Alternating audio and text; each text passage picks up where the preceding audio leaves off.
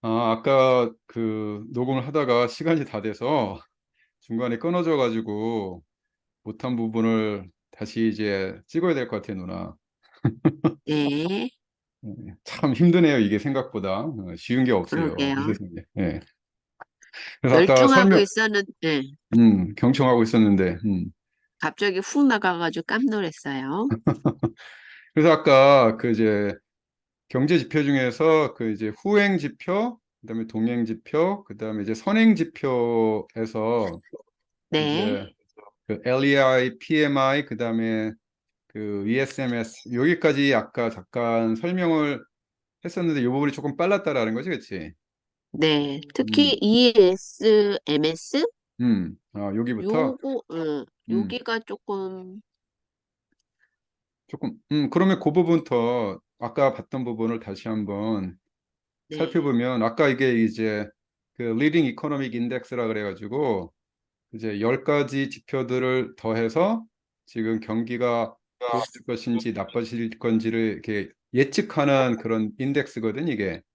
네, 그래서 전달에 비해서 이번 달이 좋아졌나 나빠졌나를 비교하는데 이건 보니까 지금 그 여기가 이제 0%인데 계속 하락하고 있다라는 거지, 이 선행 지표가.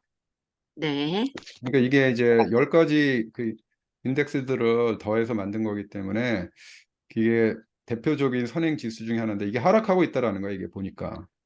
그러니까 음, 경기가 하락할 가능성이 높다라는 거고, 네, 두 번째는 이제 그 PMI 있잖아, PMI.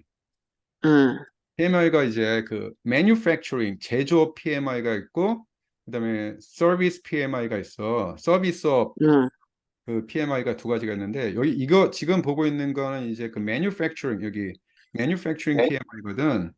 음, 50을 기준으로 위에 있으면 경기가 이제 확장하는 거고 밑으로 네, 내려가면 경기가 후퇴하는 그런 지표거든 이게.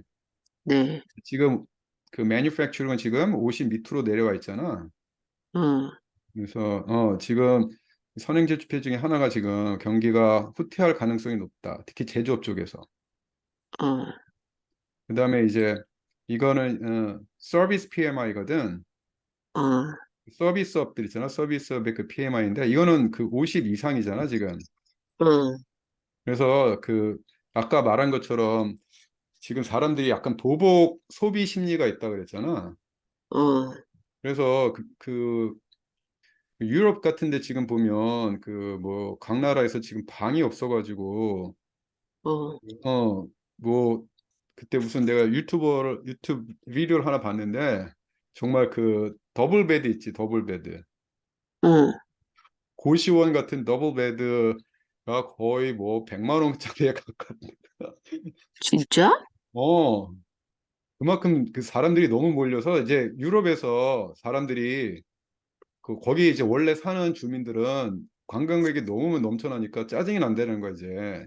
아, 여기서 사진 찍고 뭐 큰 소리 내고 이런 거 하지 말라고. 그래서 관광객하고 그 현 주민들 사이에 마찰이 굉장히 많이 일어나고 있다는 얘기를 내가 들었거든. 아, 그만큼 지금 보복 심리 때문에 이제 그 서비스업은 이제 뭐 호텔, 레스토랑 뭐 이런 데들은 그나마 버티고 있는데 이것도 이제 어느 정도 내가 말했잖아 아까 지금 그 소비가 아직은 버텨주고 응, 있는데 이게 빚으로 지금 버티는 소비라고. 맞아, 맞아. 그런 것 같아. 그치, 크레딧 카드 쓰면서 계속 이제 그 옛날의 그 소비 수준을 계속 유지하고 있는데 경기가 후퇴하기 응, 시작하면 이것도 어차피 내려올 수밖에 없어요. 그래서 이게 내려오기 시작하면 실업률이 늘어나고 그래서 실업률 어느 순간 지속이 되면 이제 경기 후퇴가 거의 확실하다라는 거죠, 지금. 알 수 있겠죠, 여기까지는? 응. 음. 그다음에 이제 이게 이제 매뉴팩처링 인덱스인데 아까 봤던 거고.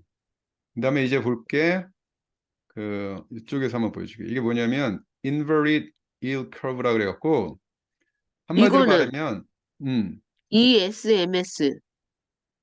아, 이거 뺀 것 같은데? 이게 아까, 이게 이제 그 뉴욕 엠파이어 스테이트 매뉴팩처링 인덱스거든. 이거를 응. 빼먹었네. ESMS. 그러니까 이것도 요게 이제 아까, 제조업 지표, 그 뉴욕주에서 응, 설문조사를 통해서 그 제조업이 지금 어떤 상황에 있는가를 알려주는 그런 지표거든. 어, 0을 기준으로 위로 올라와 있으면 경기가 이제 살아나는 거고 밑으로 내려가면 하락하는 국면인데 지금 어때? 내려와 있어. 거의 마이너스 20% 여기까지 와 있잖아, 지금. 그러니까 응, 확실히 제조업은 지금 어때? 안 안 좋으네. 좋다는 상황이에요, 지금. 그나마 서비스 이쪽이 버텨주곤 응, 있는데 이런 응, 사람들의 보복 소비 때문에. 근데 응, 크레딧 카드로 버티고 있는 소비이기 때문에 이게 오래 갈 수가 없다라는 거죠. 아까 말한 것처럼 아, 미국 크레딧 카드 데트가 응. 얼마냐면 그 $1 trillion 달러예요. $1 trillion 달러. 이 뭔 소리야? 아, 우리 강아지. 강아지야? 강아지도 같이 듣고 있어. 어. 그 빌리언이 10억이잖아. 우리말로. 응, 응. 10억이니까 원화로 한 사람은 10억, 100억, 1000억 조거든. 1 빌리언 달러가 조야. 근데 10조, 응, 100조, 1000조. 지금 크레딧 카드 빚이 1000조가 넘어서고 있어요. 뭐야? 그러니까 이게 계속 이 수준을 유지할 수 있는 상태가 응, 아니라는 거지, 지금 이게. 그리고 이 이자율이 높아지니까 그 이런 크레딧 카드 이런 빚도 높을 수밖에 없거든, 지금. 그치. 특히 이제 뭐 현금 뭐 이렇게 뭐 대출 받거나 이러면 그 이자율이 굉장히 높은 상태거든, 지금. 그러니까 이게 응, 오래 갈 수가 없다라는 거지, 이게. 그러니까 여기까지는 알 수 있겠지, 누나. 응, 응, 그나마 서비스업이 버티고 있는데 이것도 빚으로 버티고 있는 거기 때문에 오래 가기 힘들다. 그 다음에 어, 이제 사람들이 가장 많이 보는 지표 중에 하나가 그 이제 yield curve라 그래갖고 10년 미국 국채 10년물하고 2년물 보통 장기 국채가 위험성이 높기 때문에 이율도 높거든. 응, 이해가 가지, 그치? 어, 잠깐만. 음. 장기니까 위험성이 높으니까 당연히 이율이 높고 2년물은 단기니까 얘보다 위험성이 낮아요. 이율이 낮아. 응, 그래서 어, yield curve는 원래 이렇게 돼야 되는 거거든. 응. 단기가 낮고 소리가 또 안 들리네.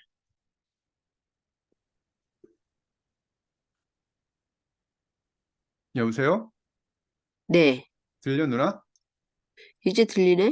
음. 그래서 근데 원래는 2년물의 그 이율이 낮고 10년물이 높기 때문에 그래프로 치면 아까 말한 것처럼 뭐 이런 상태가 돼야 되거든. 어, 근데 아까 그 연준이 금리를 급격하게 올린다 그랬잖아. 지금 거의 어, 이제 5.5%까지 올렸거든. 어, 근데 연준이 올릴 수 있는 건 단기 채권의 금리를 보통 올리게 되거든. 어, 그러니까 단기 채권 금리가 장기 채권보다 높아지는 이런 현상이 벌어져요, 이게.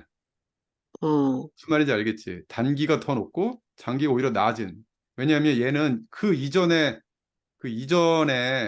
뭐 30년물, 30년물 이율인데 이율이 굉장히 0%였을 때 어, 0%에 뭐 3%였는데 지금 단기가 거의 뭐 5%뭐 이렇게 나오니까 아, 거의 역전이 되는 거잖아, 이게 지금. 단기를 급격하게 올리는 바람에. 아, 그래서 이게 역전 현상이 일어나거든. 음, 그거를 inverted, 역전된 yield curve라고 얘기해요. 이렇게 된 거를 어, 역전되는 걸. 근데 어, 그러니까 2년물이 10년물보다 이율이 높다라는 거지. 어, 근데 이런 현상이 일어날 때 미국에 보통 어떤 일이 벌어졌나? 경기 침체가 왔다라는 거야. 어, 이해할 수 있겠지, 그치? 그래서 아까 이거 뭐, 음, 그 차트가, 그걸 살펴보면 아까 이게 봤던 그 차트거든. 이게 이제 음, 10년 그 10-year Treasury Constant Maturity minus 2-year Treasury Constant Maturity 10년물 만기하고 2년물 말기 10년물 말기에서 2년물 말기를 뺀 거거든 이유를.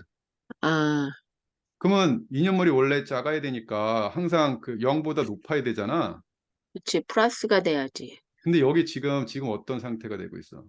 마이너스, 마이너스잖아. 역전된 상태거든 지금 이게. 어, 그래서 이게 이제 1980년대부터 이렇게 보여주고 있는데 이렇게 역전된 상태가 왔을 때 뭐가 왔다 이 회색 부분 보이면 경기 침체가 경기 왔다라는 침체가 거야. 왔다. 그치. 특히 이제 여기 2007년도에 이렇게 역전이 됐었잖아. 2006년, 7년. 어, 2008년에 뭐가 왔어? 금융위기? 그치. 그리고 여기가 이제 2000년도 전주, 2000년도 그쯤이었는데, 그때 이제 또 어, 경기 침체 한번 왔었거든. 그때 닷컴 버블 막 어. 터지고 막 그런 적 있었잖아. 2000년도 닷컴, 우리나라 음. 닷컴. 그리고 이게 어, 2020년인데, 코비드 아이고, 터졌을 때, 이게 어, 살짝 여기 찍었다가 다시 올라갔잖아. 어, 그래서 여기는 급격하게 잠깐 하락했다가 다시 올라간 상태인데 지금 굉장히 많이 내려와 있는 상태잖아. 그것도 전에 비해 봤을 때 굉장히 많이 내려와 있는 상태거든. 엄청 많이 내려와 있네. 그리고 장기적으로 이렇게 벌어지고 있어요, 이게. 어, 근데 이럴 때 거의 대부분 경기 불황이 왔다라는 거야, 이게.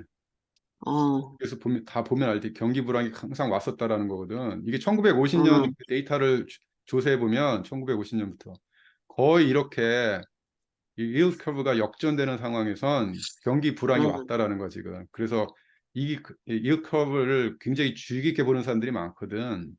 어, 근데 그거를 봐도 이게 어 지금 굉장히 뭔가 문제가 있구나라는 걸 우리가 알 수 어, 있다라는 거지, 그렇지? 아, 그리고 요 조금 뭐 얘기를 하나 조금 더 해주면 아까 이제 treasury yield라고 그랬잖아. 그러니까 미국 어, 국채의 yield가 지금 굉장히 상승했다 그랬잖아, 그렇지? 어. 지금 내가 그때 한번 일드가 뭐지? 일드가 무슨 뜻이었지? 그 이율을 말하는 거야, 이자율. 아, 이게 지금 얼마큼까지 올라와 있냐면 4.66%까지 지금 올라와 있거든. 어, 이게 다시 말하면 미국 국채의 이율이 어, 4.66%까지 올라와 있어요. 이게 2007년 이후로 가장 높은 수준이거든, 이게. 어, 이게 올해 초만 해도 뭐 1.5%였거든, 이게. 어, 근데 지금 4.6%로 올라갔어.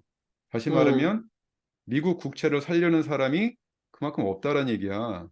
어, 그러니까 이율을 올릴 수밖에 없거든. 이거를 매력적으로 어, 만들어 주려면. 근데 이제 그치.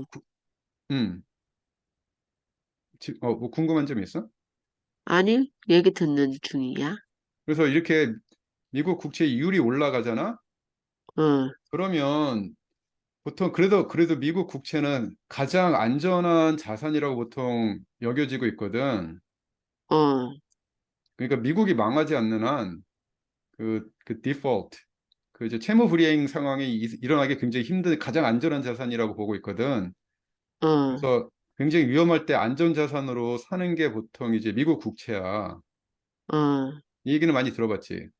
어, 근데 이제 미국 국채의 이율이 4.66%로 올라와 있는 상태잖아. 어, 그럼 이거를 뭐랑 비교할 수 있냐면 그 S&P 500 있잖아.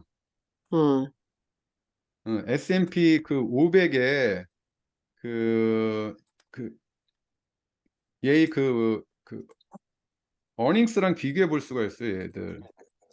어, 이게 보통 어느 정도냐면 그 한 5% 정도 되고 있거든.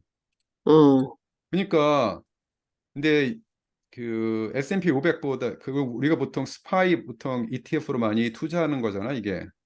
어, 얘보다 트레저리 더 안전하다고 볼 수 있는 원래 주식시장은 요동을 굉장히 많이 치잖아, 이렇게 올라갔다 내렸다 올라갔다, 그렇지? 그렇지. 그거에 비해서 이거는 확실한 이유를 보장해 주는 거거든. 원금과 이자를 어, 보장해 주는.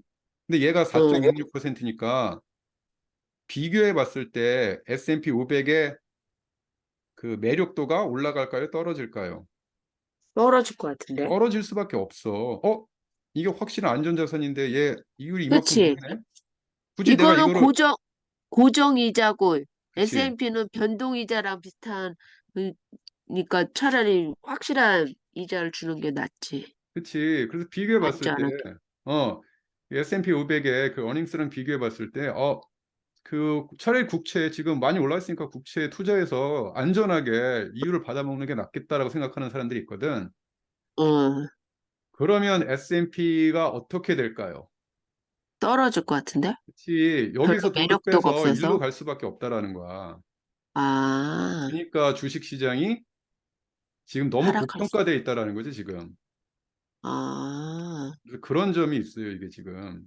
오, 그리고 그 미국 국채가 올라간다면 결국 뭐가 올라갈 수밖에 없냐면 그 이게 인플레이션이 굉장히 높다라는 걸 또 표현해 주는 한 지표가 되거든, 지금.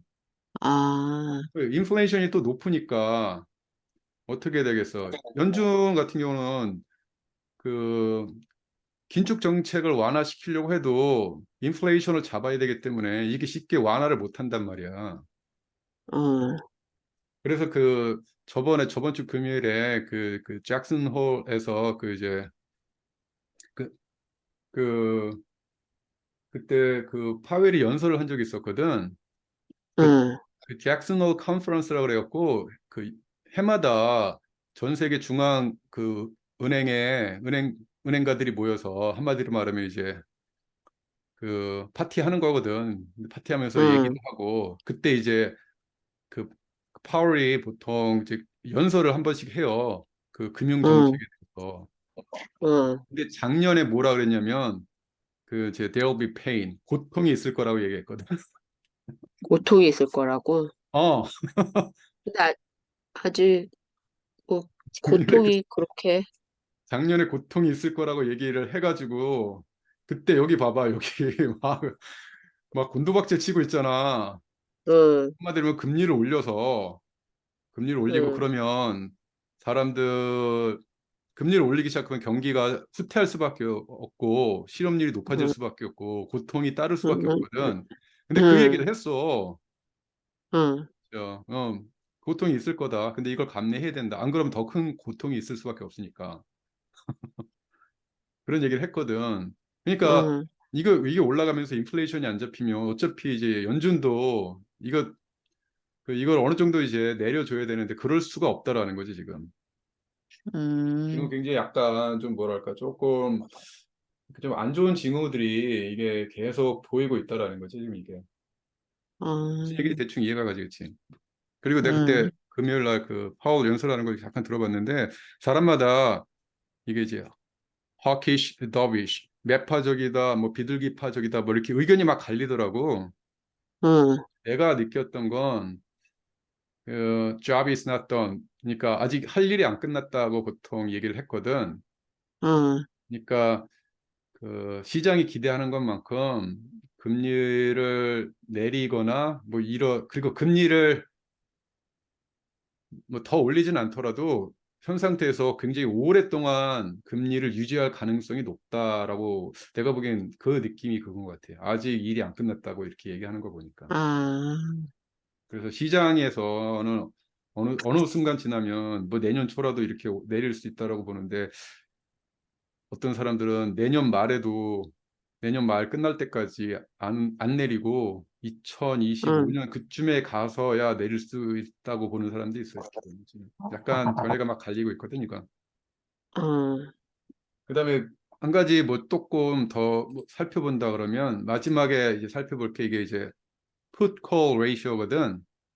응, 풋은 숏을 할 때 쓰는 거고 call은 응, 롱 할 때 다시 말하면 가격이 올라갈 거라고 생각할 때 하는 거잖아. 응, 이게 이제 그 옵션 있잖아, 옵션.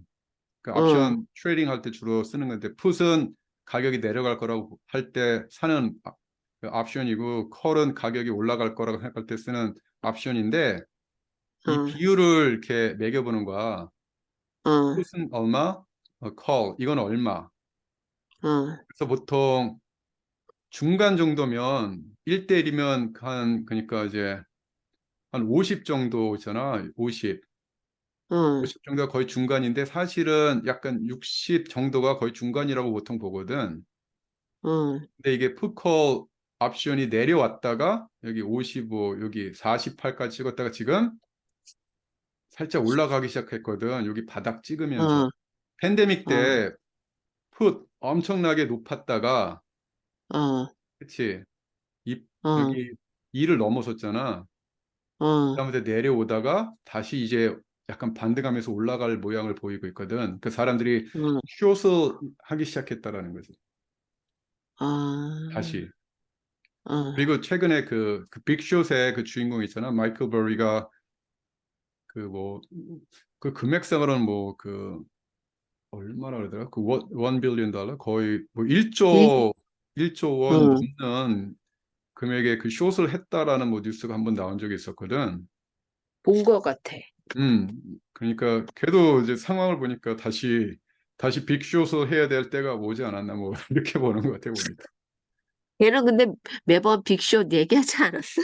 그래서 근데 어? 마이클 버리도 이렇게 보면 이제 그 이때 2008년도 때 크게 크게 숏해서 크게 먹었어. 돈을 벌었잖아. 2008년 이때. 응, 근데 이제 응, 중간중간에 응, 숏을 해야 된다는 얘기를 굉장히 많이 하긴 했어. 응, 그래서 그랬다가 이제 트윗 지우고 막 또 올렸다가 지우고 그랬는데 응. 요번엔 조금 음, 배팅 금액을 좀 세게 한 것 같네 보니까. 그래?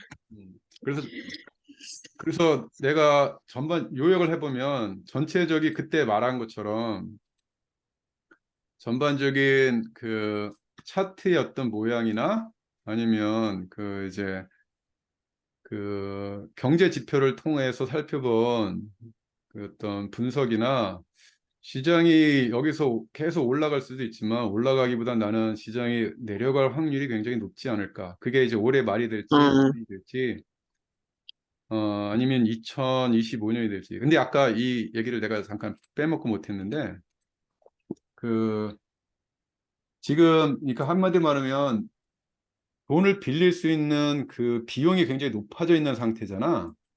응, 음. 근데 이제 미국 기업들 있지, 그렇지? 응, 미국 기업들의 그 부채 그 만기가 언제쯤 끝나냐면 2024나 2025년 있지. 응, 그때 미국 기업들의 이 기업들이 돈을 빌렸던 그 부채 그 만기가 다가오고 있거든. 응, 이때 다시 그러면 이제 돈을 빌려서 이전 부채를 갚고 그거를 이제 롤오버 이월시켜야 되거든. 응. 근데 그 옛날엔 금리가 얼마였어? 쌌었지. 제로. 제로였다가 지금 얼마로 올라와 있어 지금? 그5점, 페드 기준으로 5.5% 이상 지금 올리고 있었잖아. 응, 돈을 빌릴 수 있는 비용이 엄청 높아졌어요. 응, 그러면 이 비용을 감당할 수 있는 기업들이 있는가? 그 응, 우리가 흔히 하는 우량주주들 뭐 그 애플이나 뭐 마이크로소프트 뭐 구글 이런 데는 문제가 없지만 응, 중소기업들 있잖아. 수익을 내지 못하는. 응. 특히 이때 돈을 엄청 뿌렸으니까 이때 그 많은 돈을 가지고 엉뚱한데 효율성 없는데 투자를 했던 기업들은 어떻게 될 것이다? 파산할 확률이 높다라는 거지. 이때쯤 아, 가면. 그러네. 네, 이 비용을 감당할 수 없다라는 거야. 사람들은 이 이제 연준이 이 이자율을 낮출 거라고 보는데 만약 낮추지 않는다 그러면 2025년까지 간다 그러면 2024년에서 5년까지 간다 그러면 그 회사들은 돈을 빌릴 수 있는 방법이 없어요. 음, 그거를 그런 수익은 안 나는데 이렇게 싼 금리를 통해서 그 계속 돈을 대출받아서 회사를 유지하는 회사를 그 좀비 컴퍼니라고 하거든. 좀비 회사들이야. 응, 얘들은 다 응. 어떻게 된다? 다 망할 수밖에 파산을, 없어요. 파산할 수밖에 없거든. 응, 그러면 응, 이 얘들이 무너지기 시작하면 얘들에서 이 기업들에서 일했던 회사원들 다 실직하면서 이게 전반적인 다른 경제 분야로 퍼져갈 확률이 높다라는 거지. 그래서 내가 봤을 때는 차트로 보나 이제 응. 그 거시적인 경제 관점에서 보나 이게 no landing 또는 그 soft landing 하기보다는 hard landing 이쪽에 좀 가깝지 않을까 나는 그렇게 보고 있거든. 아, 근데 뭐 이거는 내 개인적인 견해고 사람 개인적인 견해 언제든지 틀릴 수 있어. 응, 근데 뭐 그 틀릴 수는 있지만 어느 정도 예측은 해볼 수 있거든. 응, 그래서 내가 보는 관점은 그렇다라는 거지 전반적으로. 그래서 투자할 때 조금 이런 부분들을 또는 그 트레이딩 할 때 이런 부분들을 조금 염두해 두고서 해야 된다는 거지. 너무 이제 뭐 몰빵하거나 막 욜로 아, 플레이 있잖아. 욜로 플레이 이런 거 하면 안 된다라는 거지. 지금. 응. 욜로 뭔지 알지? 욜로? 응. 욜로가 뭐냐면 oh, only live once. 넌 인생 한 번밖에 못 산다는 거야. 인생 한 번이야. 아, 크게 먹어야 인생에 한 된다는 방. 거거든. 아, 그래서 막 몰빵하고 막 전 재산 한 주식에 막 다 투자하고 어. 이게 이게 이때는 가능했어. 이때 언제? 2020년 이때 이 기간 아, 그때가 주식 들어갔어야 될 때인데. 이때가 거의 아, 불마켓이었거든. 그러니까. 내가 근데 보니까 이게 거의 그 마지막이었던 것 같아. 이때 내가 그 데이 트레이딩 하는 애 봤는데 걔가 응, 1년에 보통 뭐 한 그래도 한 5, 6억 정도 이렇게 벌었거든. 데이 트레이딩으로. 응, 근데 응. 2020년, 21년에 이때 얼마를 벌냐면 거의 그 100, 우리나라 돈으로 거의 150억, 200억을 번 거 한 해에 아, 데이트레이 거의 이 불마켓 타가지고 엄청 돈을 벌었더라고. 근데 이때 응. 작년에 보니까 어떻게 됐더라? 마이너스 그래도 마이너스 한 1억 정도? 아 적게 마이너스 잃었네. 응, 마이너스 한 5억인가? 그 정도 손실을 입었어. 응, 그러니까 불마켓 때 돈을 많이 벌었지만 베어마켓 때 작년에 돈을 까먹었거든 보니까 뭐 한 5, 6억 까먹은 것 응. 같더라고. 그래도 뭐 100 몇 억 얻었으니까 뭐 큰 문제는 아닌데 그러니까 아무리 트레이딩을 잘해도 시장의 흐름에 역행할 수 없다라는 거지 이게. 그러게. 그래서 음, 이게 중요한 게, 나 같은 사람은 뭐 매일 뉴스를 볼 수 있는 것도 아니고 음, 자세히 이런 거 심도 있게 공부할 수 있는 게 아닌데 대충 선행지표나 이런 것만 알고 지금 장이 어떻게 됐는지만 알아도 이게 음, 불장인지 아니면 배어장인지만 파악하고 주식 투자를 조금 상황을 보고서 이렇게 했으면 돈을 벌고 또 이런 배어장에서는 돈을 잃지 않을 수 있는 음, 약간 그런 팁이 될 수 있었을 것 같아.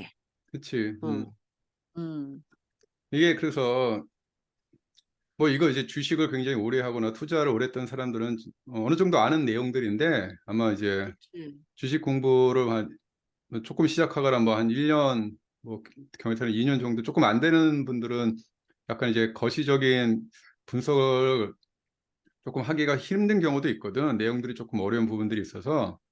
어, 그래서 나는 트레이드여서 사실은 어, 차트를 보고 보통 그 이제 그 트레이딩을 많이 하긴 하는데 이게 나이가 조금 이게 오래될수록 이 거시적인 시장 환경을 무시할 수가 없구나. 어, 아무리 트레이딩 잘해도 시장이 안 좋으면 이게 내가 돈을 벌 수 없구나라는 걸 깨닫고 나서 그때부터 어, 이제 그 약간 매크로 이쪽도 내가 좀 많이 공부를 좀 해봤거든. 음. 그래서 두 가지를 다 합해서 전반적으로 시장이 어떻게 될 것인가 설명했는데 좀 도움이 됐으면 좋겠어, 이게. 아, 너무 많이 도움이 된 것 같아. 그러십니까, 구독자님?